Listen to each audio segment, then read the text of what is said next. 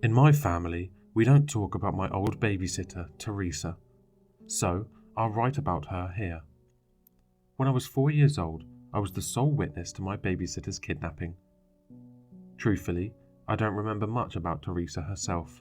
I don't even really remember what her voice sounded like. What I can tell you is that she had curly brown hair, freckles, and brown eyes. I think she was 15, maybe 16. She always remembered that my favourite bedtime story was Horton Hears a Who by Dr. Seuss, and that I liked the crust cut off of my sandwiches. Okay, maybe I'm remembering more than I originally gave myself credit for. But that's not what you're here for, is it? Let's get down to the night in question. It was early fall, and Theresa arrived right around dinner time. She was wearing overalls, and her hair was in a ponytail. My parents reminded her of the house rules, then left for their evening engagement just before sundown. After they left, Theresa made me a ham and cheese sandwich with chips and a Coca-Cola to drink. "We can stay up for a little bit after dinner," Theresa told me while I ate. "What do you want to do?" I bounced to my seat. "I want to watch Chicken Run. My mum rented it for us tonight. It looks so funny. Have you seen it?" She gave me a sweet smile. "No, but I'd love to watch it with you." We did watch it, but I don't remember anything about the movie Chicken Run. No specific scenes or lines of dialogue or anything.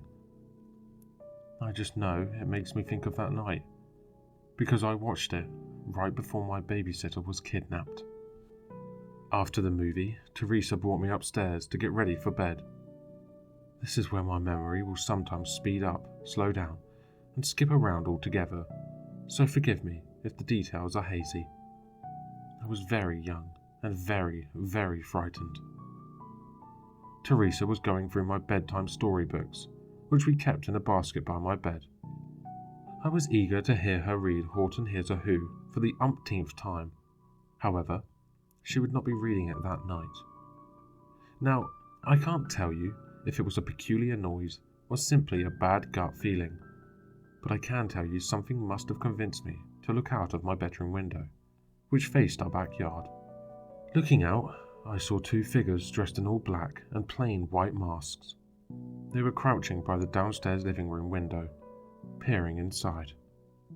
Thanks to Theresa, this was the only time I actually saw the perpetrators. I gasped sharply. Even at 4, I knew something wasn't right about this. Those people weren't supposed to be there. Theresa noticed my distress right away, too. "What's wrong?" she asked, seizing her rifling through the storybook basket. I said nothing and pointed at the window. When Theresa looked out, her expression changed in an instant. It was the first time I'd seen someone significantly older than me so petrified. She put her hands over her mouth and stumbled back from the window. I remember Theresa picking me up from the bed. Tears were already running down her face, but she whispered bravely to me, "I'm going to hide you and get help. Don't be afraid." As she carried me to my hiding spot, Theresa held me closely while I balled my little fists tightly around her overall straps. The sound of glass smashing stopped both of us in our tracks. I buried my face in Theresa's chest and squeezed my eyes shut. In that moment, her erratic heartbeat drowned out everything else. I have nightmares, sometimes, where I'm walking through our old house with Theresa's fearful heartbeat in my ears, and I'm searching frantically for her, even though I know it's futile. Sometimes, the people in white masks show up. They are not always in these dreams, but when they are always peering at me through a window. Eventually, Theresa plucked me away from her body to hide me, but I resisted and tried to latch onto her like a barnacle. In a quick, near-violent manner, she shoved me into my parents' laundry basket. She pointed her finger at me and whispered harshly, "Do not come out of here. No matter what happens or what you hear, do not come out of this basket. Do you understand?" I nodded quickly, but Theresa was already throwing clothes on top of me and arranging them to hide me completely. When she was done, I was packed like a sardine.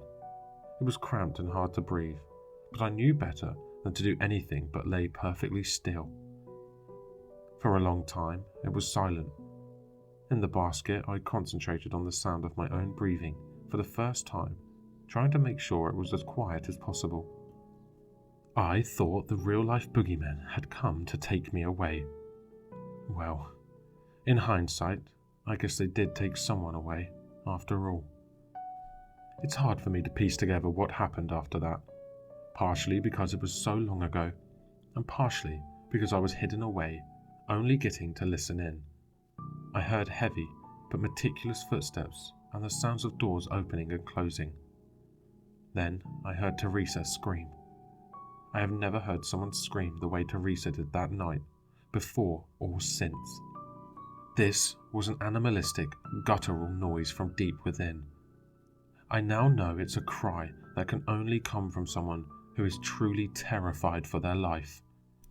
Although I covered my ears, I still heard the sounds of people violently knocking over furniture and decor in the next room. Sometimes, I feel guilty about not coming out of hiding to help Theresa, despite my age. We are all so tragically vulnerable when we are children. Our safety behests at the intent and actions of adults around us. What would you have done? Multiple therapists have asked me. I don't know. Something. Anything other than sitting in the laundry basket, crying as quietly as I could. The struggle went on for a long time. I couldn't tell you if it lasted 5 minutes or an hour, or longer than that. Until I fell asleep in that basket, I plugged my ears and had my eyes squeezed shut. If the perpetrators took any time to look for me, I don't know, but thanks to Theresa, they didn't find me.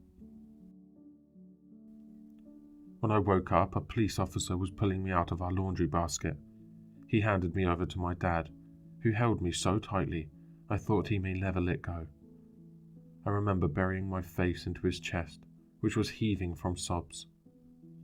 With me still in his arms, he fell to his knees. Although I have seen my dad cry gently at funerals, I've never heard him sob since that night. Red and blue police lights illuminated the living room from our window. Adults surrounded me. Police asked me questions for what seemed like an eternity. Even afterward, they were still at our house for a long time, taking pictures and gathering clues. My parents moved out as quickly as they could. For one, they obviously no longer felt safe in our home. That night forever shook their feelings of security. Even worse, Theresa's parents kept coming over to vent their grief. They had a right to grieve, certainly. Eventually, though, my parents had to put a stop to these visits. Theresa's mum tried several times to get me alone and question me about what happened. She would put her hands on my shoulders and tell me in a hushed whisper, "Come now, think harder. I know you remember more than that." One day she got so frustrated after not getting anywhere with this, she started shaking me, hard. I screamed for my mum, and that put a stop to that. Theresa became another kid you see on the bottom corner of the grocery store coupon booklet, and a fleeting face in the cycle of primetime news. I've tried to find her case. I really have. But I don't remember her last name, and my parents refuse to tell me. They don't want me digging up any old trauma, as they put it. I guess I can understand that. Sometimes, though, I wonder if I would think about it less if I knew the outcome of Theresa's fate, however unlikely it may be. Theresa, I hope you are safe, wherever you are. Hello listeners, if you enjoyed this story, please check out the author in the description. For more content, leave a like, comment, and subscribe for more sinister readings.